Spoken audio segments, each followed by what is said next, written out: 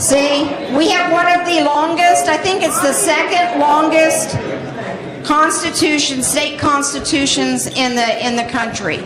And it was written during a very progressive era.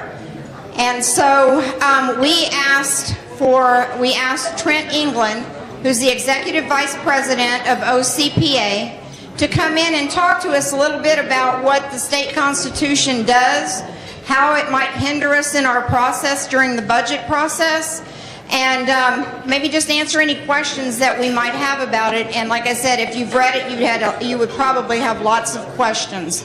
So please join me in welcoming Trent England, the Executive Vice President of OCPA. Thanks, John. Okay, thank you all so much. I think this works. I'm going to put that one down so I don't have two microphones. That would be too much. Okay, I just want to thank AFP and Tulsa 912 and all of you for being here this morning. And one thing I want to say right from the beginning, because I know people have different feelings about talking about the Oklahoma Constitution. And I'll admit, I'm just going to be fully transparent. When I heard a couple of weeks ago that I was going to have the opportunity to go talk about the Constitution over lunch with a group of great people up in Tulsa, I thought, that's great. And then I looked and it said the Oklahoma Constitution, and I'm just being transparent. It was a little bit of a letdown. Our Constitution is I think it's the longest state constitution in the country. That's my understanding. The second longest in the world is what I have been told by someone who is more expert than I am, someone who's worked in the Attorney General's office for decades, says that Oklahoma actually had the longest constitution in the world until the Soviet Union broke up, and one of the former Soviet republics actually wrote a longer constitution. That's my understanding. So it's long. It's convoluted. It's complicated. And we're going to go through the good, the bad, and the ugly today. But I want to echo Tom Culver, something that Tom Culver said starting off this morning, because it is the reason why one of the reasons why this is so important.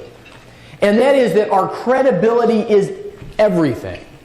Our credibility is everything. You've heard people say knowledge is power. I think that's a little inexact, right? Knowledge is often power, but one of the reasons why knowledge can give us power is that it can give us, well used, it can give us credibility. And nowhere is this more true, perhaps, than with the legislature, because, I mean, just ask your legislators who you know. Some of them are here. There's some wonderful legislators here. Ask them if they know everything. About everything that comes before them, right? It's impossible. The best of our legislators don't pretend like they know everything. They rely on people like those here in the room, people like Tom Culver, people like Jonathan Small, my boss at OCPA. They rely on us to come to them in goodwill, with good information, and with an understanding of things like the Oklahoma Constitution, which forms the framework for our government here in Oklahoma. So this, by engaging with things like this, even though it gets messy, and some of the things we're going to talk about this morning are messy, it has the potential to give us tremendous credibility as citizens as we engage with our government. So one of the other reasons why I think this is so important, I betrayed my first love, which is the U.S. Constitution. That's that really has been the focus of my work for over 15 years, is looking at the U.S. Constitution, and the most genius aspect of the U.S. Constitution is this system of federalism that moves power to us here in the States. It's sort of like the antitrust provision in the U.S. Constitution. Because what's the problem with government?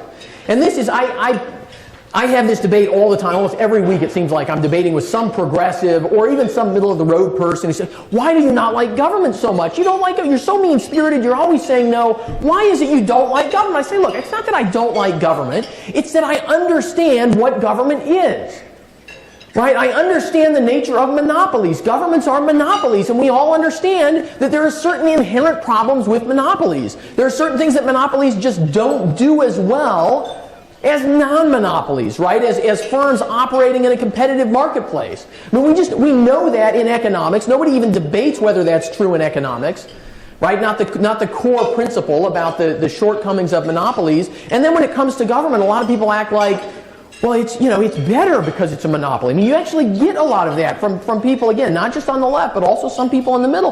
Well, it's all of us. It's public spirited, and I mean, all of this absurdity, right? I mean, there are wonderful people who, worked at Standard Oil or U.S. Steel, right? I mean, good intentions, bad intentions have nothing to do with the shortcomings of monopolies, right? They're not competitive. They don't have an inherent bottom line the way competitive firms do, right? They don't have the pressures to serve customers better that competitive firms do, and therefore monopolies are just at least a little bit more wasteful, a little bit less responsive.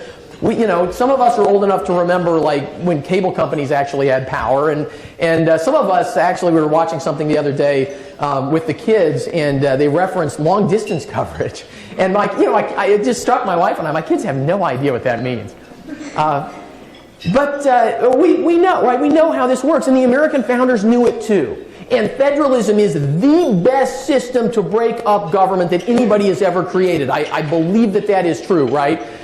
Imperfect as it is and downtrodden as it is today, right? The founders said, look, government has this shortcoming, government has this problem, but what if we put most of the power in the states, right? What if we're going to have a big country, eventually a continental nation, but what if we put most of the power to do the day-to-day governance in the states? Because if we do that, they can be more responsive to the needs of particular regions, the whims of particular people, right? But will also force those states to compete one with another, and we see that with U-Haul trailers leaving California. I recently was actually just a couple of weeks ago, I was in California, and it was just fascinating as we were driving back on I-10 and then on I-40. Just to see the people, literally seeing people with their U-Haul trailers towing a car on a trailer with California plates, getting the heck out of that broken state. And I used to live in California, so I can say that. It's a messed up place, right?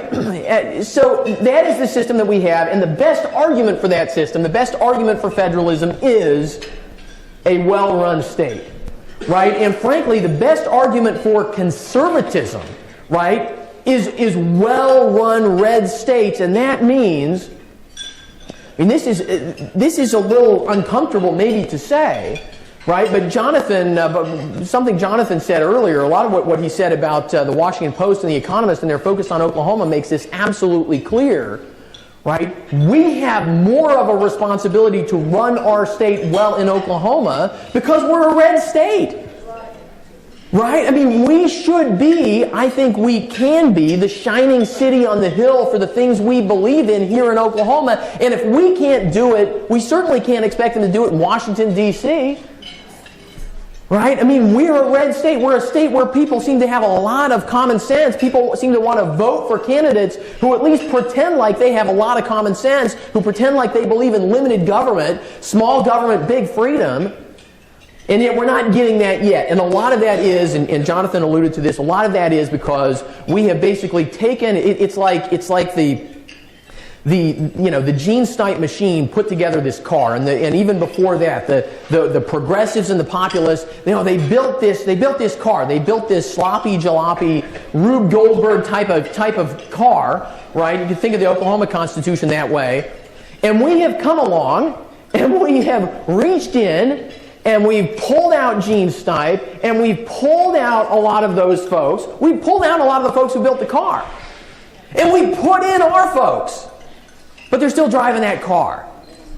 Right? They're still driving that car. They're still operating a machine where the incentives are geared to produce wasteful, expensive, cumbersome, crony-oriented government, and then there are a couple of responses. Too many Oklahomans, I think, have said a pox on everybody, right? The whole thing, right? It's just personal corruption. That is a mistake. It is a mistake to attribute failure in government to just personal corruption. That is bad intentions, and it's not just bad intentions, right? That throws out the insights of the American founders. We're going to talk about that a little bit more in a minute, right? It's not just bad intentions. When you see different people, you put different people in, from different ideologies and different perspectives, and you get the same results over and over. It's not a question of good intentions or bad intentions. It's a question of the machine. It's a question of the incentives baked into that system of government in the Constitution, right? So that's all why this is so important, I think, for us to talk about. But I want to say something before I get to the Oklahoma Constitution. I want to say something just about constitutions, because I do think we have a challenge when we talk about the Constitution. If you ever listen to my show, I talk about this a lot, because it's frustrating to me. You know, when you say something's illegal, people sort of sit up and go, "What? Something's illegal? You know, somebody did something that's illegal." When you say somebody did something that's unconstitutional, people sit back and say, "Well, it's just a political argument." Right? It's unconstitutional. That's not serious. It's not. So I've taken to, I don't refer to things anymore as being unconstitutional. I refer to them as being illegal. Because if they're unconstitutional, they're illegal and then some. Right? But why is this? I mean, we have a real problem, I think, in our country today, that a lot of Americans, right, are not really that interested in constitutions in general. So I want to say just something about constitutionalism, maybe give you a little bit of some ideas about, you're all here because you all believe in things like limited government, constitutional government, the rule of law, but maybe some things that help us talk about this with other people. I started thinking about it this way when my kids were little. Actually, by the end of this year, they'll all be teenagers, so this is a while back.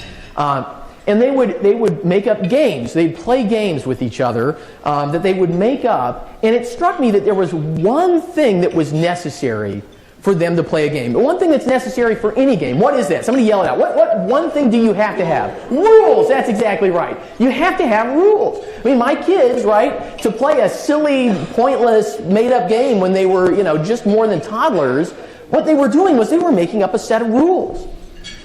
Now, there is something else that you need for those rules. There is something else that you have to make those rules work. Consistency, and consistency comes from, that's sort of another way to put what I was going to say, which is agreement. You have to have consistency. You have to have agreement on what those rules are, right? And, you think about this, you think about a poker game 100 years ago, maybe a little, maybe in some parts of the country, maybe 130 years ago. But in Oklahoma, you think about this 100 years ago, a poker game, right, in the Old West. And, the game requires, at the beginning, you have to understand what rules are you going to play by, right? And then as you're going along, right, if you realize that somebody's not playing by those rules, if you realize there's some disagreement over those rules, people are bought into that game, right? That's when the lead starts to fly. That's when things go really sideways, right? I mean, you can think of government like a poker game. I don't play poker, by the way, so that's like the limit of my poker analogy. But you could think about it that way, right? We're all bought into a society. We're all bought into a system. We're all brought up to believe that we have a system that's basically self-government, basically the rule of law. Very few Americans will at least admit that they disagree with those ideas. Right? We have to have a constitution. We have to take it seriously, or the system just doesn't work. Right? So that to me is the importance of what we're talking about here today. One more thing, and then we're going to get to the Oklahoma Constitution, and that is the great insight. I already alluded to this, but the great insight of the American founders. Which was, you go back, and you can go back if you want. You can read Aristotle about government. And there's a lot that he says that applies today. You can read a lot of things that people have written about government. But, he breaks down government. There are 3 different types. You've got rule by the one, rule by the elites, the few. You got rule by everybody. But then he subdivides all of those basically based on people's intentions, right? And this is, really, when we live in our own moment, this is a very rational way to think about government and governance, is that it's basically people are either trying to help us or they're trying to hurt us. They're trying to do the right thing or they're trying to do the wrong thing. But one of the things that the American founders, and there's a longer, there's a pedigree to this thinking as well, but it really crystallizes with the American founders that, that is just not enough. Right? It's not enough to rely on electing the right people. Right? And that's helpful. I mean, nobody's going to say that's not helpful. That's a good thing if you can elect the right people. Right? But you go and you read the Constitution of the United States of America, and it's not based on that idea. Right? I mean, and this is why it's oftentimes frustrating to people, right? People want, drone on about gridlock. Gridlock is terrible, and the system is so cumbersome. And the Wilsonians 100 years ago, I mean, they were dead set on changing the way we view the Constitution to get rid of as much of that as possible. They said, the Constitution was based on Newtonianism, which is not true, but that's what Woodrow Wilson said. And we want to change it to be based on Darwinianism. We want it to grow and evolve and not be limited by all of these separations of powers and limits on powers and checks and balances. And the great insight of the American founders was that institutions and structures and processes matter because human nature is always self-interested. Always self-interested. Every one of us in this room right here today has self-interest. Right? And it is self-interest that is hard for us to tease out. We all think that we want to do the right thing, but it is impossible for us to tease out how our self-interest intertwines with that. Right? And that's why, and politicians may provide the best example of this, but I provide examples of this in my life every day, I am sure. Right? Which is, politicians almost always convince themselves that whatever increases their own power is good for the people. Right? Have you ever noticed that? Right? I mean, that's why you'll talk to some conservative member of Congress and say, why did you vote that way? And they'll say, well, by voting this way, I make it more likely that I win the next election. And by winning the next election, I'll get a little bit more power, or at least maintain the power I have, and then I can do some really good things. Right? And they really believe that. They're not lying to you. They honestly believe that. Right? I just got to compromise my principles right now so I can get more power for the sake of my principles in the future. Right? They honestly believe that. And James Madison says, look, if men were angels, you don't need checks and balances. You don't need separation of powers. You don't need any of that stuff. If we can bring down angels, perfect beings, to govern over us, which is what the Wilsonians, what the progressives believe that they are, by the way, right?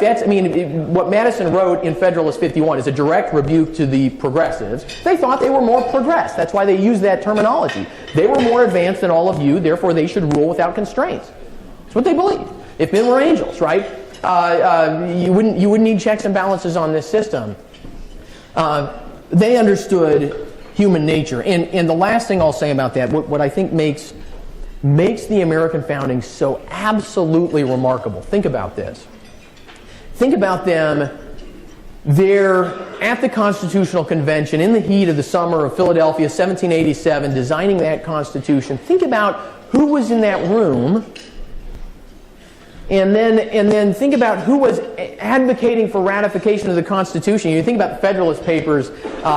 You have James Madison and Alexander Hamilton and John Jay. You have three people who would go on to hold leadership positions in each of the three branches of the federal government right from the get-go. And so they knew, right? They knew who was going to, as they designed that Constitution, as they designed those offices, they knew who was going to hold that power, didn't they? I mean, they had a pretty good idea, right? If the Constitution was ratified, if they won ratification of the Constitution, who was going to win the first round of elections? It was mostly going to be them themselves, right? They were, in a very real sense, designing a government that they would go on to operate. And so think about how radical it is, how revelatory it is, right? How much they put their money where their mouth was, right? Or they actually acted on their principles. They bound their own hands, right? That's what they did at the Constitutional Convention. They designed a government that would tie their own hands, limit their own power, and in that, I think, is the expression of their greatness. Right? How few politicians today are willing to say, I should step back, right? I should have less power. I should be constrained. I should be checked by other people, right? I should be subject to checks and balances and those kind of constraints, right? I mean, that is what the framers of the Constitution, as a group of people, that is what they said and that is what they did. And therein, I think, lies their true greatness. Okay. So, we know some things. I mean, if you agree with me about all of that, we can then go and consider the provisions of the Oklahoma Constitution in light of those principles and consider which of them are good and which of them are bad and which of them are ugly. I'm going to do the good, the bad, and the ugly about the Oklahoma Constitution. I think this is very important because we don't simply revere, and it's great to talk about another constitution, frankly. Usually we talk about the U.S. Constitution, and I do love that. But I always encourage people, even there, right? We should be thinking about what are the principles, how do they apply? Is this constitutional provision good or bad? Does it work or does it not work? And we should never suggest to people, because this is sometimes the caricature of us that's painted by our opponents, we should never suggest to people that we revere anything just because it's old. You know, this is why some of you are familiar with Friedrich Hayek. Friedrich Hayek wrote an essay, Why I Am Not a Conservative, which sometimes surprises people. He was right in the European sense, and he was from Europe, so it makes sense. He was wrong in the American sense. As an American conservative, right, we're the only nation founded on a set of principles, explicitly founded on a set of principles, right? If you're a European conservative, you're just sort of trying to preserve things that you have had in the past, right? If you're an American conservative, you're trying to preserve principles that we actually believe are true. And if we have principles that we actually believe are true, we can take those then and we can test our constitutional system, and we can determine which of the provisions are good and which of them maybe we should change. Okay, I mentioned that the Oklahoma Constitution is really long. I do want to say something else about that. It shouldn't be as long as it is, but it does make sense that state constitutions are longer. The federal government is a government of what kind of powers? Limited powers, there we go, right?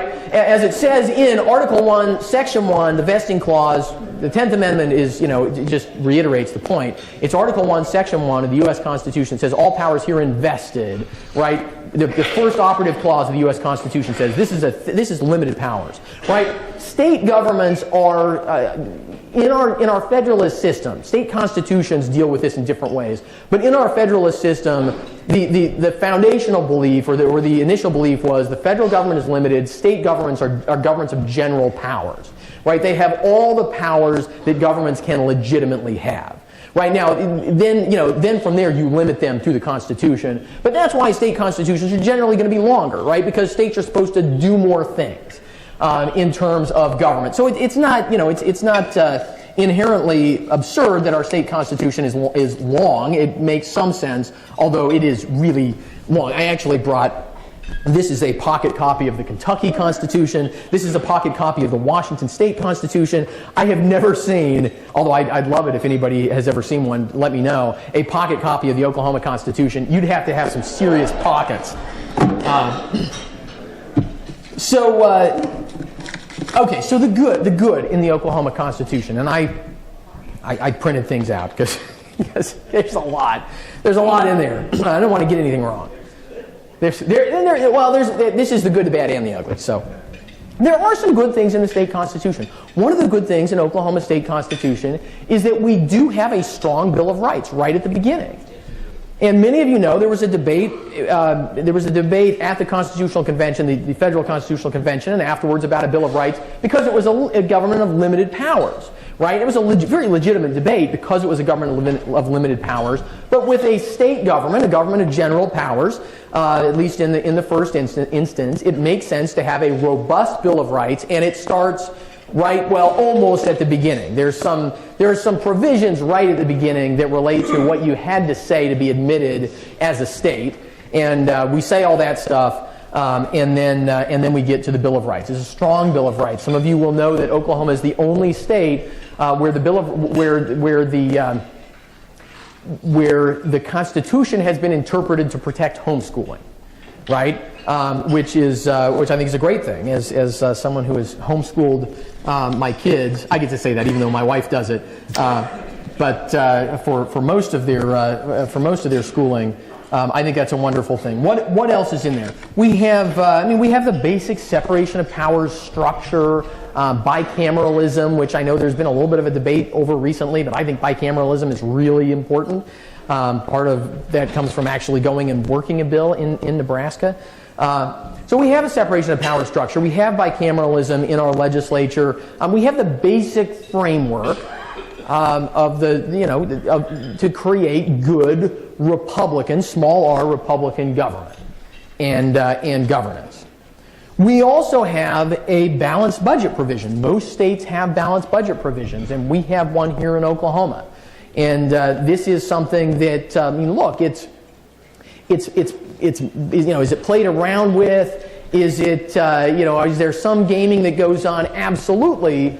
But ultimately, our state, if you look at Oklahoma's debt relative to other states, the limits that we have in our Constitution on debt and the balanced budget limits in Oklahoma, we have relatively less state debt than other states, right? That's a good thing. And almost no state, because of these kind of provisions, is able to be as irresponsible, as fundamentally irresponsible as the federal government, which is both a blessing and a curse. A little bit of an aside. I mean, the challenge is in a world after the 16th and the 17th Amendment, in a world where the federal government can so easily raise and borrow money, right? That has tipped a lot of the power toward the federal government because, as Jonathan mentioned, in 2008, 2009, 2010, right? The federal government can pretend like they're stepping into the rescue and dump money on the states. Right? And it's up to all of us to explain just how irresponsible that is. A lot of that was pioneered, frankly, by the Franklin Roosevelt administration that intentionally did that. They said, we want the federal government to be more powerful, and to do that, we need the federal government to be seen as the rescuer of people from their incompetent state governments. I mean, during the New Deal, that's not a conspiracy theory. I mean, they actually talked about that. That is how they designed some of those programs. We have a constitutional reserve fund. I have to say something a little more about this, but this is a good provision, right? More financial responsibility built into our state constitution, and we have State Question 640, right? Making it hard for the legislature to raise taxes. Now, two of these, not surprisingly, these are two of the, on the good list of Oklahoma state constitutional provisions. Two of these are under attack. Let's talk about these just briefly, and then we'll move on to the bad list. So the Constitutional Reserve Fund, this is the rainy day fund. I don't call it that anymore because it's not what it's called. It says in the Constitution it's the Constitutional Reserve Fund, and that I think makes a little more clear what's going on here. It's set up in the Constitution, right? And excess revenues under certain circumstances. I'm not going to go too far into the weeds, but you can go read it for yourself in Article 10, Section 23.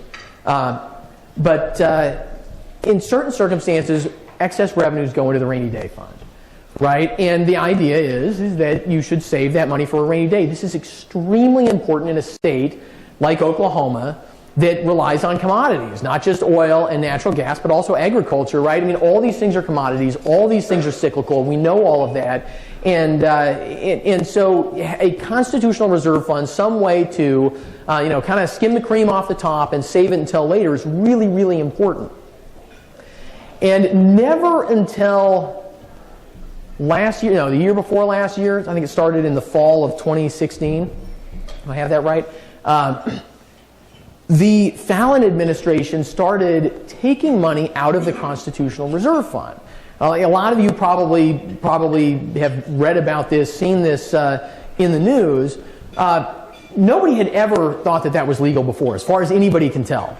Nobody has ever believed that it was illegal for the executive branch to simply just take money out of the Constitutional Reserve Fund. Now, what they said was, well, we have the power to move money between the state's different funds for cash flow purposes, so that, because you have cyclical revenues, you have fees that come in at certain times, and all this going on. And so they do, right? They do move money around from some of the state's accounts to make sure that, if this account's high and that account's low, and you got to pay something from over here, well, you just slosh some money into that account, you pay that, but money's going to come in. Some of that is perfectly legitimate. Some of that makes sense.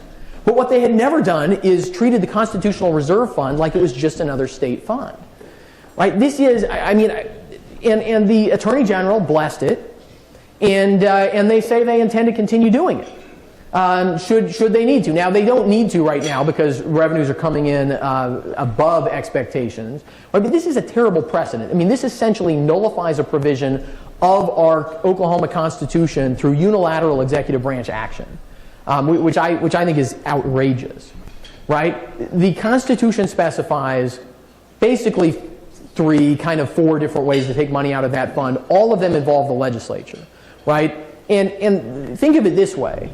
And so what the governor said was, well, we can take money out of the fund as long as we put it back, right? But the reason that you have a constitutional reserve fund, an emergency fund, is so that if suddenly something happens, if suddenly there was a major disaster in Oklahoma, and there's a need for the legislature to go in, come into special session and appropriate some money, right, in the middle of the summer or something, right, the idea is that they would have this constitutional reserve fund, and the governor says, well, you crack it open and you find an IOU there, and just don't worry about it, right? I mean, this destroys the idea of that provision. Thankfully, I think most of our legislature does not agree with that, right? They see that undermines their powers, and hopefully in the future we will have either the courts overturn that or just future governors disclaim that idea. But that really is an outrage. State Question 640. Right, the other provision, the limitations on raising taxes. If you remember nothing else from the talk today, I hope you'll take this one thing away, which is that anytime you read in the media, anytime some politician tells you or anybody else tells you that in Oklahoma you must have 3/4 supermajorities in both chambers of the legislature to raise taxes, I hope you will say to that person, you should go read the Oklahoma Constitution because that's incorrect. Because that is incorrect. Dead flat, unquestionably wrong.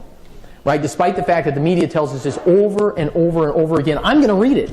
I'm going to read it because it's so clear. Maybe I'm not going to read it. Oh, no, I am going to read it. There we go. Here's what it's... this is the only provision I think I'm actually going to read like this. But this is so important. All bills for raising revenue shall originate in the House of Representatives. The Senate may propose amendments to revenue bills. No revenue bill shall be passed during the last 5 days of the session. Those were provisions that were in the original Oklahoma Constitution. Now we get to the State Question 640 provisions. Here's what it says. I may skip little bits and pieces of this, but any revenue bill originating in the House shall not become effective until it has been referred to the people of the state at the next general election held throughout the state, and shall become effective and in force when it has been approved by a majority of the votes cast on the measure at such election, and not otherwise except as provided in the next subsection here. That's pretty straightforward, right? That's a 3 simple majority requirement. Our constitutional requirement for raising revenue is 3 simple majorities. House, Senate, people. House, Senate, people, right? That is what the Constitution said. That's the primary mechanism to raise taxes. Except the following, right? Now, this is the exception to the rule. Any revenue bill originating in the House may become law without being submitted to a vote of the people if such bill receives the approval of 3/4 of the membership of the House and 3/4 of the membership of the Senate and is submitted to the governor for appropriate action. Right? They have taken the exception and trying to pretend like the exception is the rule. Now, why do they do that? They do that for 2 reasons. One is because they're scared of you. I mean, they're scared of you. I don't mean like us in general. I mean, they're scared of you, right? You, out there. They're scared of you. They're scared that, they can sit up at the Capitol, they can say, the people want their taxes raised. The people they're just begging us to raise their taxes. I mean, I heard from 3 union members the other day and a state agency director the day before that, and, several lobbyists have been in my office, and they're all begging for higher taxes. The people want higher taxes, right? Yeah, right? They say that, but they don't actually want to pass a tax increase and send it to the ballot because they know that people like you will go out and explain to your fellow voters. I mean, again, it's you in here that they're scared of. You will go out and you'll tell your fellow voters, have you seen what's going on at the health department? Have you seen what TSET spends money on? Have you seen some of these things? Do you really think they should raise our taxes? But, should we fund it before we fix it, or should we fix it before we fund it? They're scared of you. Because that tax increase will most likely go down in flames, right? David Boren proved that within the last couple of years, right? Like really, you all proved it to David Boren. And now he can ride off into the sunset. Right? So...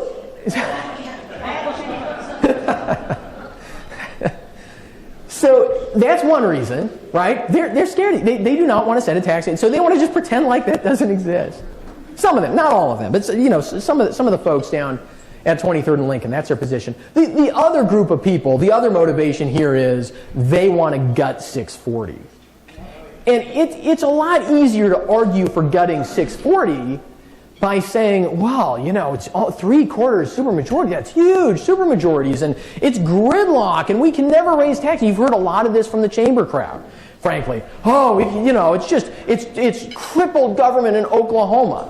Well, if it's crippled government in Oklahoma, it's because the politicians are too cowardly to send tax increases to votes of the people. That's the only reason it's crippled government. It's not the Constitution's fault. It's the politicians' fault.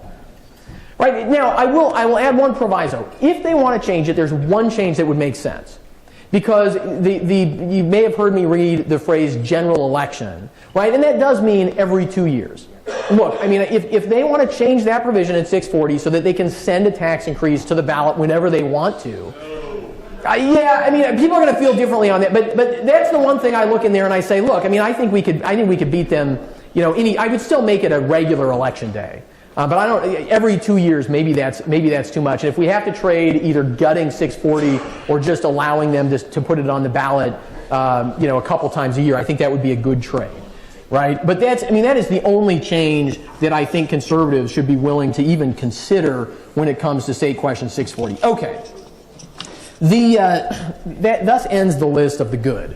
With what is that? 1/3 of the good provisions that I listed are under assault. Okay, the bad. One of the bad things about the Oklahoma Constitution, and this is an area where there actually is pretty broad agreement, is that we have a fractured executive branch in Oklahoma. And I've lived in other states with fractured executive branches, and so when I moved here and saw the way government works and doesn't work in Oklahoma, it wasn't surprising. Now, Jonathan told the truth. Well, I have to say that because he's my boss, but he did tell the truth earlier when he said that the legislature oftentimes uses that as an excuse. We can't control these agencies. Look, the power of the purse is powerful, but it's like a muscle. If you use it, it gets stronger. If you don't use it, it gets flaccid and worthless. So, but it is a bad way to run a government. To have all of these executive agencies run by semi-independent commissioners elected by independent selected by independent boards. This is not a good way to run a railroad. It's certainly not a good way to run a government. And I'm going to get to one really my favorite example of that, I think, at the end, right? But you go through the state constitution. Look. The president, that we know where the buck stops in Washington, D.C., right? I mean, the president actually is in control of most of. Now, there's some perversion to this system in the federal government too, but not nearly as much. But, I mean, the president is actually responsible for the people who work for him, right? Because they do work for him. He selects them. And, as long as the Senate is doing its job, they're either confirmed or they're not confirmed, and, he can select somebody else, right? But the buck stops for the most part, in the federal executive branch with the president, right? Not so in Oklahoma. And it creates a couple of different incentives. I try to be careful how I say this, because I don't want it to sound like I'm really not meaning to impugn any particular person, not meaning to impugn anybody who's running for governor or anybody who's been governor. But look, it's not, the office of governor in Oklahoma is not the kind of office that a George Washington would look at and say, I will go and do that. Why is that? Well, because it's a trap, right? It looks like you have all of this power, right? It's a trap for statesmen. It's a trinket for politicians. It's a trap for statesmen, right? It looks like you have all of this power, and you have some power. The legislature, with the power of the purse, there's a lot that they can do. And so if a governor works effectively with the legislature, the governor can have a lot of leverage. But look, if you can't actually control the agencies, you're still going to be held to account for a lot of what they do, right? And so if you're somebody who wants to be a serious reformer, it's not that you can't get people like that to run for governor. It's just that the incentive goes against you, right? The incentive is not in favor of finding strong candidates with robust reform agendas who really want to get in there and do something, because if you really understand how that office works, you're going to look at it and say, it's very questionable whether I can do that, right? Fractured executive branch. We also have, frankly, a fractured legislative branch and a fractured judiciary, right? Because some of these agencies, like the Corporation Commission, for one, I mean, some of these agencies hold some legislative powers, even some judicial powers, and all of that, right? All of that starts breaking down a system that's designed to, the kind of system that's designed to take human nature for what it is, right, and harness, as James Madison said, ambition to counteract ambition, right, make it clear who has this power, who's responsible if something goes wrong, and when we have a system of government where it's not obvious whose fault it is, we have a system of government that is going to be much more prone to waste, fraud, and abuse than otherwise. Okay, so that's the bad. I'm actually, under my ugly list, I'm going to get to, again, my favorite example of how this actually works in practice. Okay, ugly. On the ugly list, I mean, for one thing, how many of you know that the flashpoint of kerosene is in the Constitution? A lot of you probably know that, right? I mean, it's in. I can read it to you actually. I mean, it's really, where did I? Maybe I can't read it to you. It's in here somewhere. Yeah, there we go. Kerosene oil flash test, specific gravity test, until changed by the legislature, the flash test provided for under the laws of the Oklahoma Territory for all kerosene oil for illuminating purposes shall be 115 degrees Fahrenheit. I mean, you know, I really, that's obviously, so who cares, right? I don't, you know, I don't want any legislator hopping up and saying, I'm going to make that my number one objective to repeal that provision of the Constitution, put that on the ballot, right? We don't need, the point is, there's a lot of policy in our Constitution. There's a lot in our Constitution that is not constitutional. It's not institutions, structures, processes of government. It's actually policy diktats, and that's not good Constitution making, right? That is where we should be able to make common cause with, you know, with a lot of people in the middle, people on the left, right? We should, over time, get that out of the Constitution. Some of the alcohol reforms do some of that by saying we're going to take what used to be in the Constitution and allow the legislature to legislate in those areas, right? I think all that is good. We shouldn't have policy in the Constitution. It muddies the waters, right? And one of the great things about shorter constitutions is they're easier to read, they're easier to study, and therefore they are easier to follow and even to venerate, right? So yeah, kerosene, alcohol. We also have a provision in the Oklahoma Constitution. This gets to one of this whole fractured government theme, but this is one of the worst, I think, aspects of this. Higher education. Did you know that when I first got here, I'd been here for a little while, and I wanted to help some people design some reforms for higher education. And you know, one of the ways that you do that, one of the ways they do that in a lot of states is they say, look, you know, higher education, either you do this or we take away some of your money, or when we give you money, we're gonna tell you, here's the money that you have, but you can never use it on this, and that, right? That's basic power of the purse stuff. And I thought, well, you know, why don't they do that? They should do that. And I looked in the Oklahoma Constitution. I discovered why they don't do that. They are required, under the Oklahoma Constitution, the legislature is required to lump sum allocate higher education funds to the Board of Regents and allow the Board of Regents to distribute that. And they are prohibited from specifying which school gets how much. They're prohibited by taking into consideration, well, the regents are prohibited by statute from taking under consideration how much resources a school actually has. Right? I mean, this is why it's feast or famine in higher education, frankly. Right? I mean, you drive around Norman, you drive around Stillwater, and, you know, don't do that after you've talked to a higher education lobbyist. I joke in the Capitol that, you know, the higher education lobbyists must hate no one more than the higher education PR professionals. Because if you follow their PR professionals, they say, look, we just opened another luxury dorm at OU, and we opened a luxury dorm last year, and we've got putting greens and hot tubs and all this stuff. That's what the PR department says. And the lobbyists are over there saying, we're broke, we got no money, right? We can't educate kids, we're not going to, you know. I mean, it's funny, I guess. The longer you think about it, the less funny it is. But all of this is a function of the fact that the legislature really has very little power of the purse over higher education in the great state of Oklahoma. I mean, this is a particularly pernicious provision of our state constitution. Now, I will tell you, one way you can get around it is take some of that money and turn it into things like Oklahoma Promise scholarships, right? Voucherize higher education funding to individual students, and you can get around the regents, you can get around the institutions, you can get around that provision of the Constitution and make higher education probably a whole lot better in Oklahoma along the way. So that's one thing we could do about that. Okay, I'm going to wrap it up with this, and then I'll take your questions. My favorite example, and I sometimes I do feel like, even me, I feel like I'm picking on them, but they make it easy.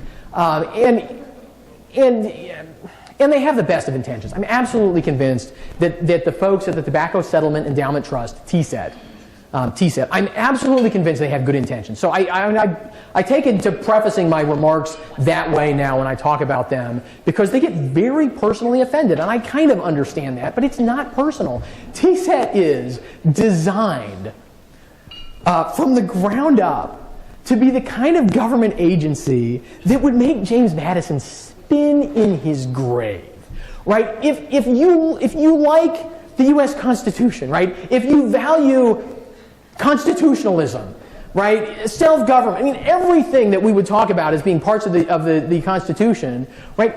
Everything about how TSET is designed to work the other way.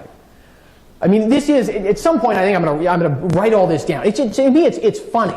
Because if you're going to take all the things that we learn in civics class about how government's supposed to work, I mean, what is TSET?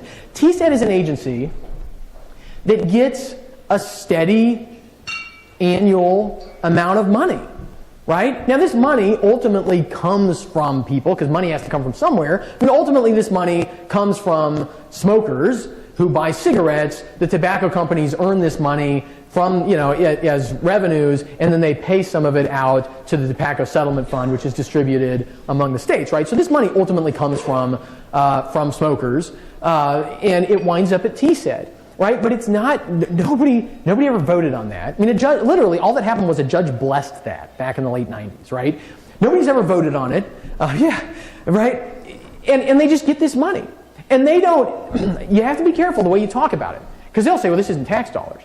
And I always answer back, but it's state dollars, right? These dollars belong to us. They belong to the state of Oklahoma, right? They may have come from a lawsuit settlement. They may not be paid directly by Oklahomans in taxes, but they do come from people, and they do come to the state. They are state dollars. So they're not tax dollars, but they are state dollars. They get them every year, right? And the way they've set this up, their corpus, right, their bank account grows every year, and they spend the interest. Right, so it's designed that they'll just have an ever-growing pot of money forever. I mean, it's an amazing, it's just kind of a mind-boggling system, right? They're going to have this corpus that just grows on and on and on for as long as people are smoking, I guess, right? And then they have a board of people who are appointed, who are in charge. And I mean, there may be, I don't know. I mean, just raise your hand if you could name 2 or more members of the TSET board. There are going to be a couple people here who probably could do that. Okay, yeah. Yeah. Okay, right? So you have to be a statewide elected official right, to know.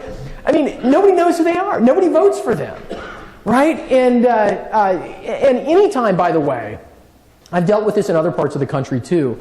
Anytime somebody says, yeah, but elected officials appoint people, and so they were elected, and then they appoint these people, so it's still basically elected government. Totally bogus. That is an argument. James Madison he'd flunk you for sure, right, in Civics 101 if you made that argument. But I mean, you elect somebody to the legislature or even to the governor's office, right? You're not electing them to fill a TSET commissioner position, right? A TSET board position, right? There's the link is so attenuated, it does not exist. It is not democratic. It is not self-government. It is not Republican, whatever moniker you like to use. It's none of those things, right? And so that's how TSET is set up. What do they do? What they do is exactly what James Madison would predict that they do. This is why I love it so much, right? Now look, well-intentioned people. So they spend a lot of that money on good things. They spend the money on, on cancer research. They spend the money on other kinds of healthcare things, right?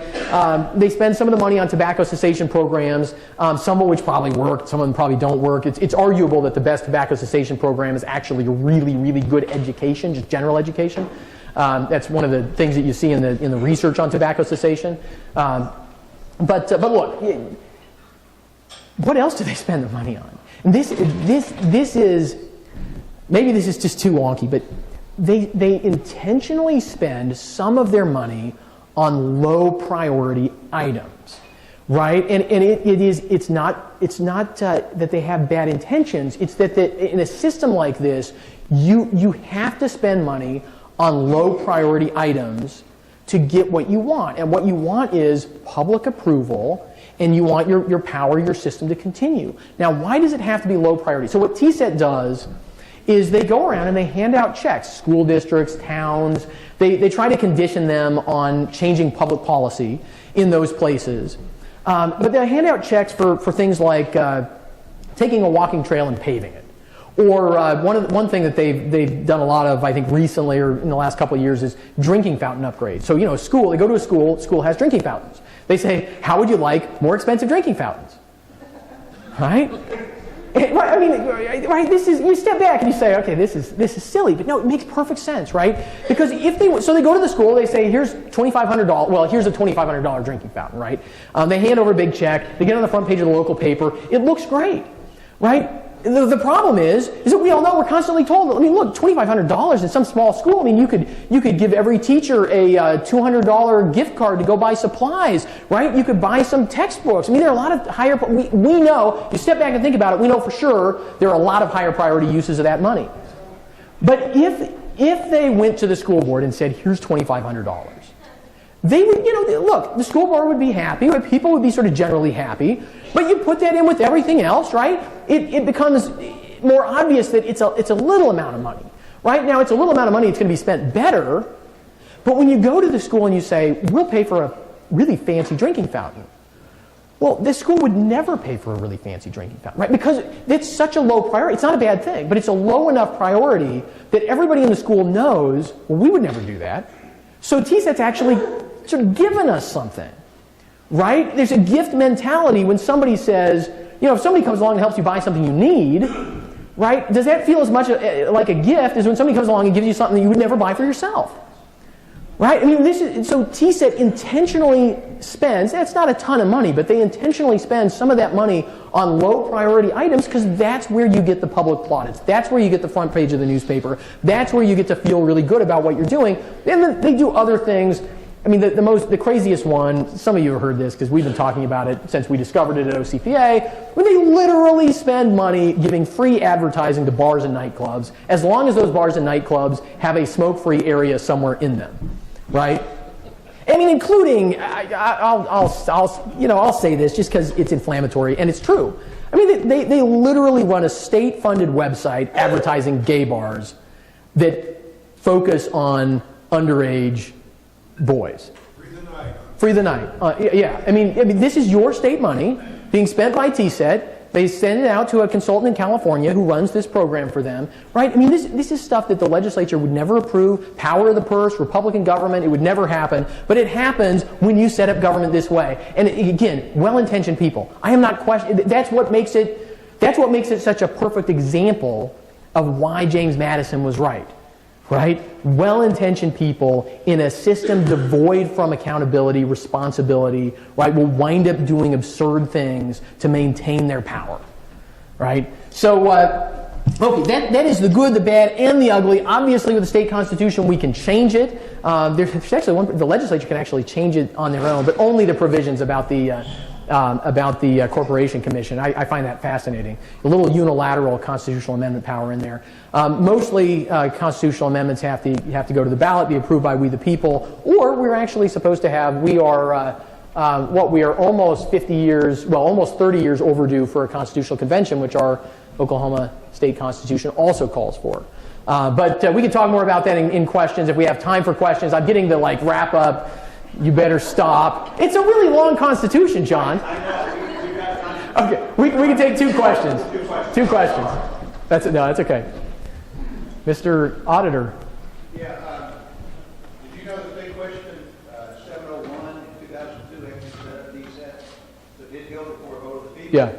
I'll be the first to tell you I think the money should be given better. So it's going to take a constitutional amendment to change that. Yeah. By a vote of the people, because you can only undo something by the manner in which it's done. And so that being said, that's what it's going to take. Yeah, Yeah, no, absolutely. I mean, that is TSET reform. Any serious TSET reform will take a vote of the people. Yeah, because, I mean, that's why I covered it in the presentation. It's a constitutional provision. Which, again, is an example, and this is why, I mean, I was involved in some state question campaigns a couple of years ago, and one of the things that I pointed out to people was that they were statutory state question campaigns, and I had some people tell me, "Oh, come on, that's not a selling point," and I actually had people come up to me after I would make that point and say, I'm glad you pointed that out because it's a good reminder. A lot of things we shouldn't put in the state constitution, right? And I think TSET's a good example. I mean, if it had been set up by the legislature, at some point it would just be capped. You would still have the good. You could shift the funds elsewhere. But the way it was set up constitutionally, it's going to take a vote of the people. I take one more question. Yes, ma'am. Which bank? That I don't. You know, that's a good question. That's the kind of thing that I don't know if Jonathan's still here or if anybody knows what bank that money actually sits in. That would be a lucrative. It's over $1 billion. Trent, you said that you can't put any stipulations on how higher ed spends the money that we direct to them. But the Constitution also provides, and tell me if I'm wrong, because it is possible. Tell me that we have no right to ask how the money that we're giving them is being spent. We can't dictate to them how it's being spent, but we also can't hold them accountable to the money that we give them. Is that correct?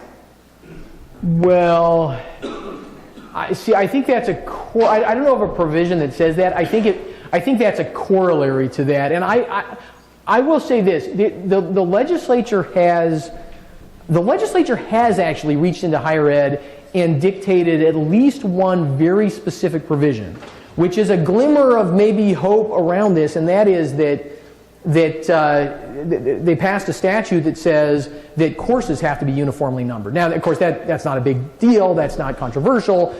But it does go against the idea that the Constitution says that the legislature can't dictate anything. Right? The legislature just doesn't have the power of the purse.